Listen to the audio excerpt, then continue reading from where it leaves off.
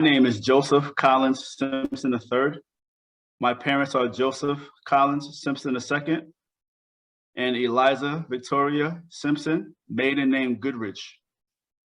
My mother's parents' name, my grandparents, are John E. Goodridge and Janetta Goodridge, maiden name Murray.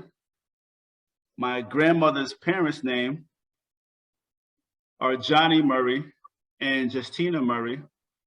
And my grandpa John's parents are Jimmy Goodridge and Eliza Garnett.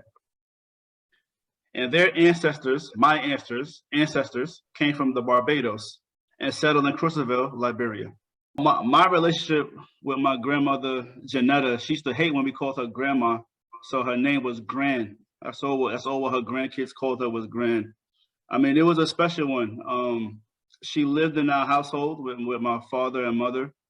And, you know, my mother worked 8 hours a day. My father worked up to 16 hours a day. So I spent a lot of my childhood, you know, growing up when I came to school with my grandmother or Gran before my parents came home. So we were extremely close. You know, I would be with her while she watched the soap operas. She had her cadence down. She would watch the 12 o'clock news and then all of her soap operas. And then she would watch Oprah and then the evening news, and she'd wait for the commercials and she'd go wash her dishes and fold clothes and do the laundry. Gran was always busy, keeping the house tidy and whatnot. And, you know, I attribute a lot of my work ethic to her because I always seen her working and whatnot. So her and I were extremely close. I would always scramble to sit next to her in the car where we would go places. I would be her right hand, you know, holding her bags and things of that nature, getting her little snacks and things of that nature. So me and Gran were extremely close.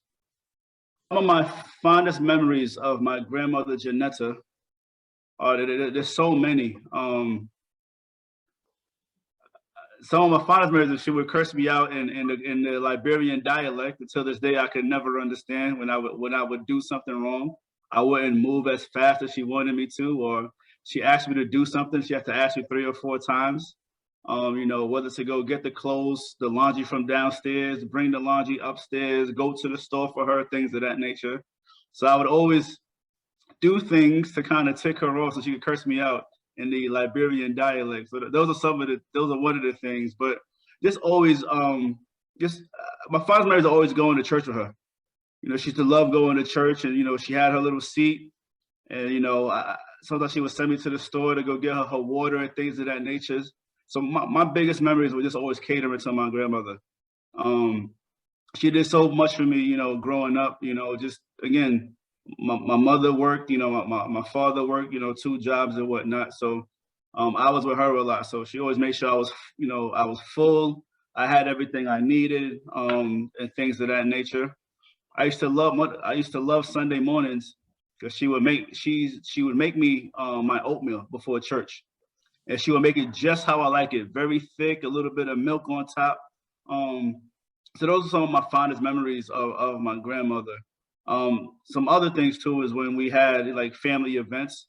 A lot of our families up in Rhode Island, so we would go to Rhode Island, and the smile on her face every time we had family gatherings and family reunions and whatnot. Just seeing all of her kids together, her grandkids and whatnot.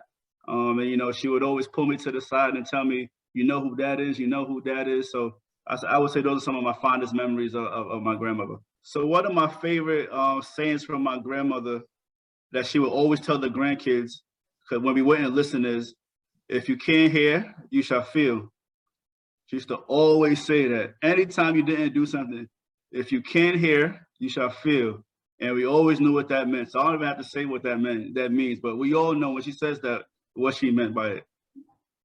My grandmother talked a lot about her time in Crozierville, and, you know, it made you appreciate what we have in America. She talked a lot about having to walk, you know, so many miles to get water, and get water from the well, and have to walk back with the kids, you know, having, you know, 2 babies, you know, one strapped to the front, one strapped to the back, while she tried to have, you know, bring the water back on top of her head all the way back to the house, you know, and then, you know, take care of the kids and whatnot, going to the market with the kids and whatnot. and how busy the market was. You know, my grandmother had 9 kids. So just kind of having to juggle all of that and just all of the other things, you know, here in America, you know, you want water, just go right to the faucet or you go to the refrigerator.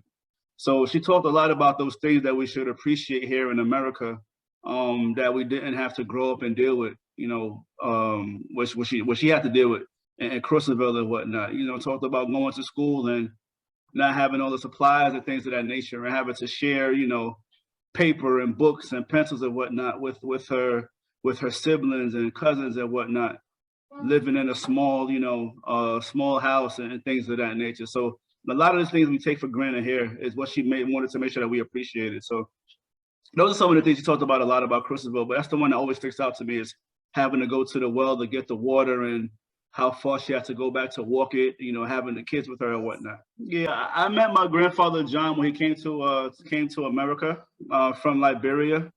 I want to say probably, I don't know, somewhere between 3 to 5, 6 years before he passed away. He was here in the States with us.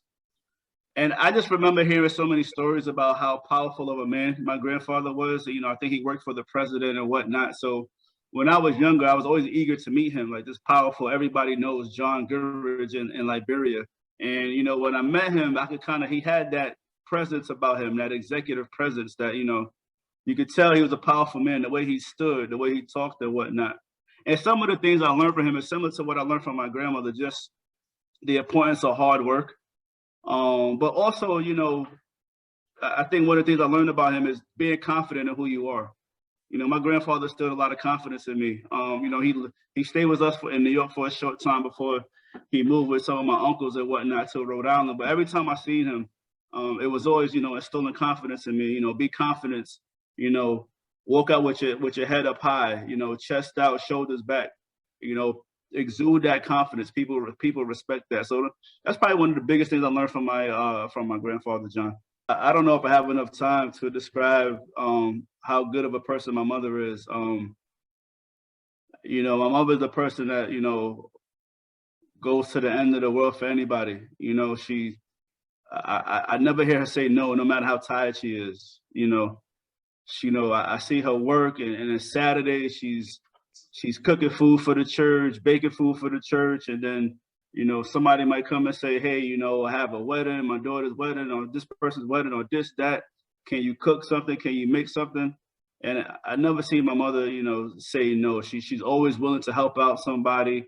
I think my mother is the sweetest person in the world, the nicest person. I always joke, if you don't like my mother, there's something wrong with you, because there's nothing not to like about her. You know, she's just an awesome person.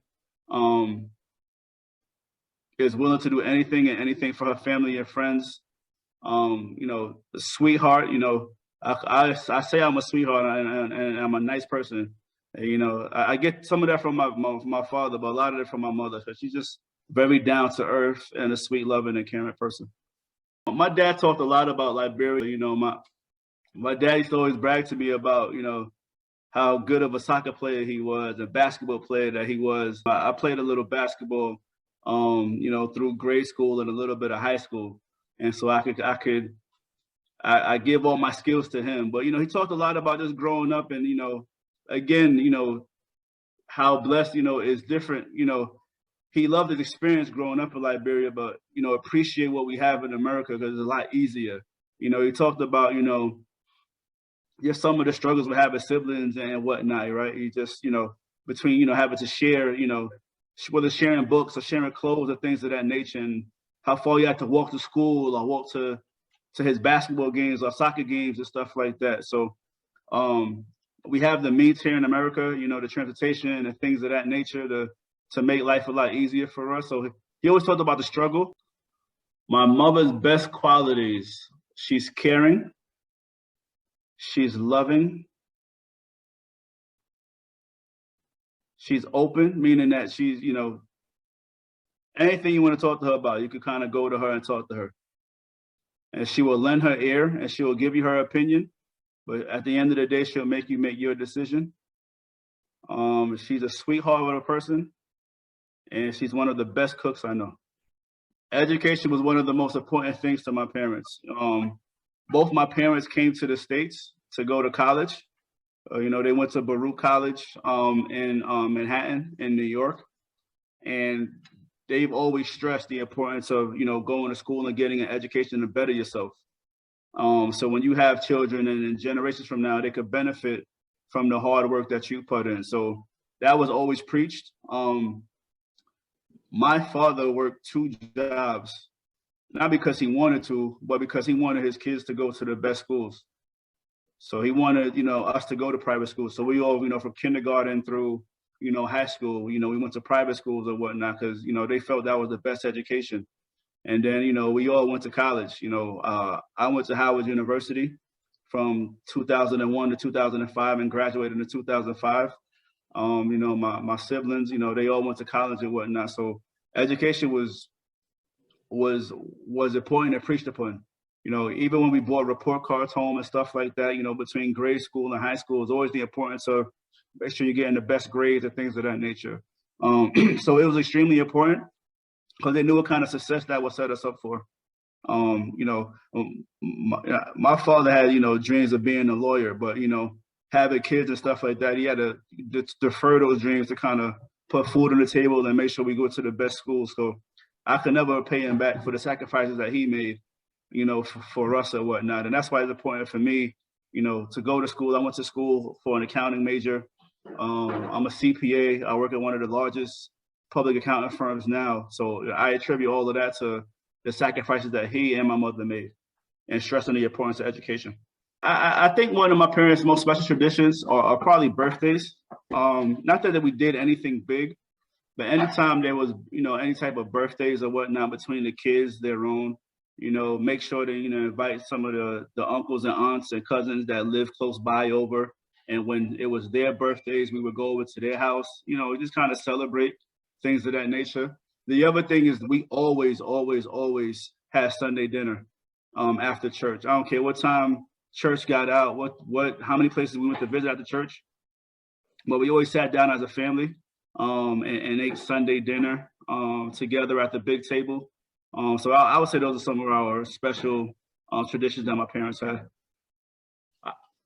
I would say the funniest thing about my mother is my mother has never, ever gone over the speed limit. Never. And if you know her and her kids, like, the minimum we drive is the speed limit. But her, if it's 55 miles an hour, she's going 50. If it's 35 miles an hour, she's going 30. And she does not care who passes her by, who honks the horn behind her. She is not going past that speed limit. She's going to go, below the speed limit. She's always going to use her signal to turn left, to turn right, to change lanes. She is the most careful driver I've ever met. So I would say that's probably the funniest thing about my mother. Once we started driving, we would just drive her because if not, we would never get to where we wanted to go. So, my mother had a lot of thoughts on, the future of Crozierville and she always wanted to talk about, going back to, maybe live partial, her and my father going back to live, a couple months out the year or whatnot, because, for her and for them, that's home. She always talked about the importance of knowing where we came from. And, once, things are more established and things of that nature, going back and, seeing our cousins that still live in Liberia, see how they live, becoming ingrained in the culture and whatnot. So it was really important for her. And, I definitely plan on taking her up on her, on that dream of going back and again, to know my cousins over there and see how life is over there and playing a little foothold in Crozierville. I'll never forget, my father sitting me down and saying, hey, listen, you're going to school and that's great. I want you to have a good time. And, I don't want you to study 24/7, but just know I'm only paying for 4 years of college. So you have 4 years to do what you got to do and get your education. And so I entered 2001 and I graduated Howard 2005 with a degree in accounting. With a GPA of 3.4. So I forgot what magna cum laude I was, but I was one of those magna cum laudes. And then from there, I used that education as a CPA. While I was at Howard, I interned twice, 2 summers with Deloitte & Touche And then I started with Deloitte & Touche in 2005. Deloitte & Touche is a public accounting firm. I started with them in 2005, and I've been with them for the last 16 years.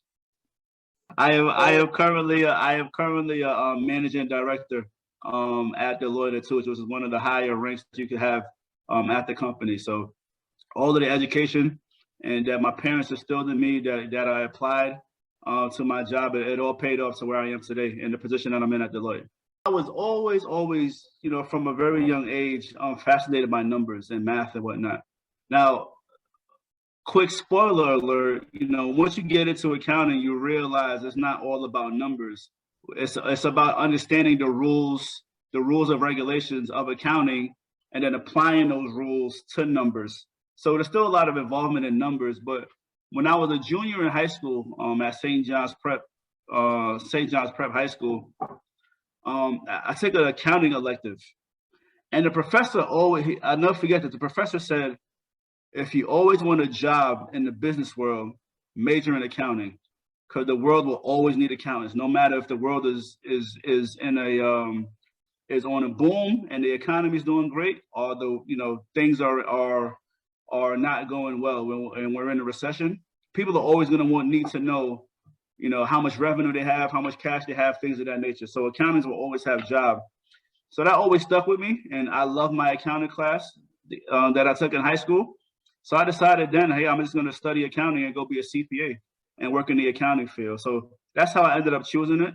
And so I was 16, 17 at the time that I learned a lot about accounting, and then I studied it for 4 years, and then kind of kept going on that trajectory of working with a public accounting firm. And my plan is to retire at the firm some 25 years from now. Oh, the qualities of building a successful career: hard work, dedication, networking. A lot of opportunities in life are not based on what you know, but who you know. So you have to be able to network and find the right opportunities.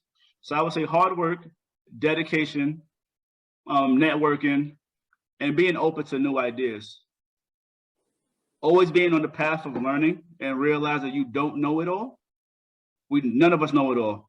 So always wanting to be on that path of wanting to learn new things and whatnot. I would say those are the key qualities to a successful career. So, being Black in corporate America, in the business world, you're in the minority. There's not a lot of you.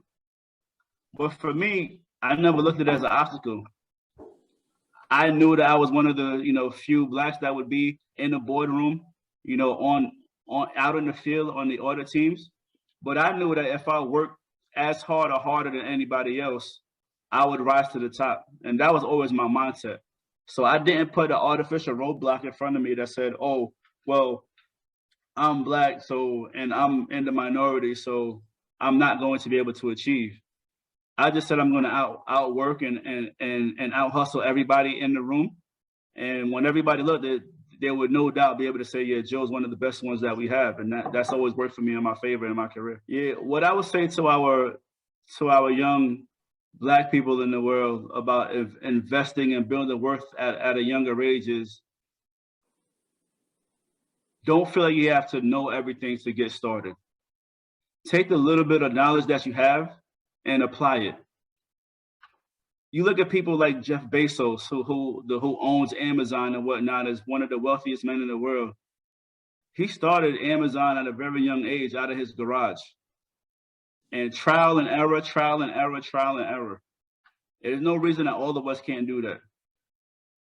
Find something that you're passionate about, that you want to make money from, and just apply yourself. Research, read up on it, see what others are doing in that space. But apply yourself. Don't wait till some arbitrary age. Oh, I'll wait till I'm 30 to start doing that. Or I'll wait till I'm 40 to start doing that. Or I'll wait till I'm 50. You're a waste of time. Those things that you plan on starting when you're 50, you can start it when you're 20. You can start when you're in your teenage years and apply yourself and make money off of it. And by the time you look up when you're 30, like, oh, wow, look at all of this wealth I've accumulated. And now how am I going to pass it down to the next generation and others that look like me? So I would just say, find that thing you're passionate about and get started now about it. Getting started now. Don't wait for, oh, I need to go to college first to figure that out. I need to, get a job first and start a family first. if you're passionate about something, start investing the time and effort into it now. Because the sooner you get started, the longer runway you have to kind of build that wealth. I think when you grow up in America, it's kind of easy to kind of raise children in America. I have one kid, a daughter, that's 10 years old. Not growing up in Liberia, it's hard to kind of differentiate. Okay, well, I want to do this. I want to do this the Liberian way, and I want to do this the American way, because all I know is, for myself, is growing up in America, right? So I hear the stories from my parents and my grandparents and whatnot. So, it's kind of easy for me to just follow the American way, but you still try to build that culture and not let her forget, where she comes from. So, between, wearing the clothes and understanding some of the food that comes from the Liberian culture and having her try those, a couple of years ago in school, she did a school project on Liberia. And she learned about the history of Liberia and how the slaves from America and the Barbados and the Caribbeans, migrated back to Liberia and settled there. She learned a lot about the history of why, okay, yeah, we are African American and whatnot, and our ancestors are from Africa, but we don't have the typical African last names, right? And so why is that? Well, because we have the last names of our slave owners, our ancestor slave owners and whatnot. So, giving her opportunities to learn about things like that, to still be involved in the culture via the food and some of the outfits and the dress and whatnot, doing research on Liberia, some of the ways we kind of keep the Liberian culture in the family. My favorite Liberian traditions, I will say let me start with the food. If you know me, I love my rice. And I love my Liberian jollof rice. I will put Liberian jollof rice against any jollof rice. Don't bring me Ghana jollof rice. Don't bring me Nigeria jollof rice. I only want the Liberian jollof rice. I also love my dry rice with all my dry meat and everything inside of the rice. And I also love my potato greens with all my meat inside of potato greens over some white rice and some cassava leaf. So I know I gave you 4, but it's those 4 in that order. Those are my favorite Liberian foods. From a tradition standpoint, I love going to the family function like a wedding and whatnot and doing the Grand March. There's nothing like when that song come on and then everybody start lining up and the old people that they all on their canes and whatnot. But as soon as that song comes on for the Grand March, the canes and everything else get thrown to the ground and everybody's doing the Grand March.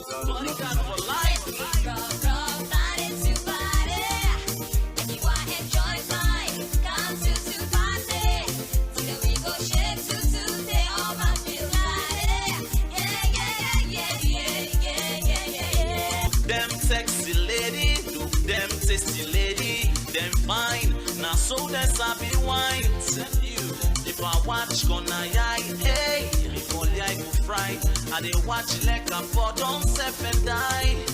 I see shots can't see you come. Left me make a overload if you at you gonna do. Oh, yeah.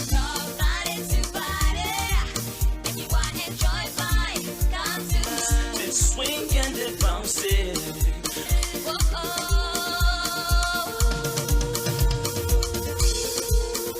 Make me roll, make me party, make me roll, body to body, make me roll, make me party, yeah. I'm to party, till we go shake to day all my body. No doubt. Them word. Emerson. The beats are medicine.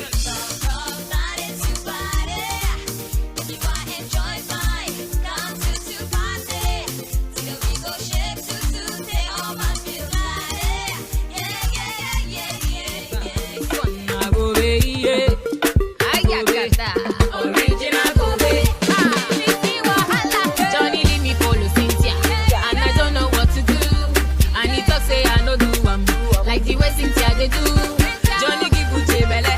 Talk say you want marry nene. Walk him